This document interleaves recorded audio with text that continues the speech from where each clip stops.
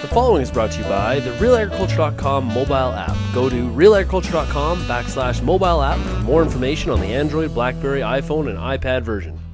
Shaun, what I tried to do is, as you say, get them outside the box. And one of the things that we've seen lately is there's thousands of growers in the country that have less than 2,000 heat units, very excited about growing soybeans. Granted, they're not in Ontario.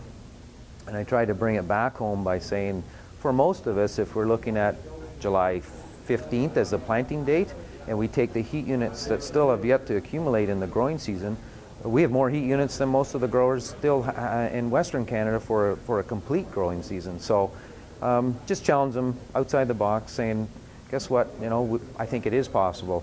There's some real opportunities. And with $14 beans, this always, of course, comes back into play.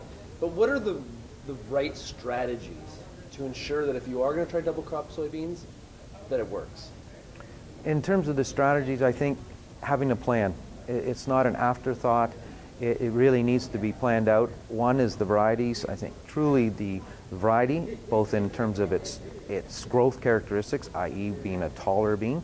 The other is the maturity. It's really important to understand that we have to downshift the maturities, at least one, if not 1.5 maturity zones. And the other is seeding rate. We've really found a relationship here between increasing that seeding rate, almost double of what's recommended as far as our normal seeding rates for Ontario, upwards of that 300,000 seeds per acre, and getting a good return on that investment. That is that extra seed. And yields, I still believe, entirely possible in that 30-plus bushel range on a consistent year-to-year basis. But you had mentioned that, traditionally when some guys have tried this, it's sort of been a throwaway, right? They sort of planted any variety, maybe the cheapest variety or whatever was left. But some of the variety selection really comes into play, that it's more important than probably guys were looking at before. I agree, 100%. Shaun, it is. I think in the past we've looked at double crop beans, I say we, as an industry, as a way to move some excess inventory at the end of the season.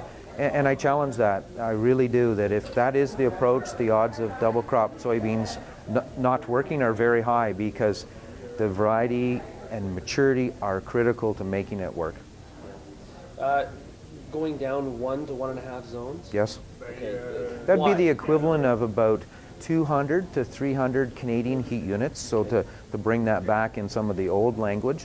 Okay, so why? And why is the fact that in this ultra short growing season, this is really what it is, we'll remove the double crop word. Let's just say you were planting beans in July.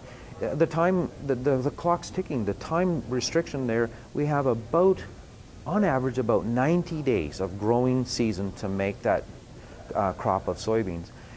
And yes, day length has an impact, there's no doubt about that, but there's only still so many heat units in that period, and there's still a relationship in maturity of soybeans for heat units. So we have to look at heat units, choose our variety accordingly, and make sure it'll reach physiological maturity in those 90 days.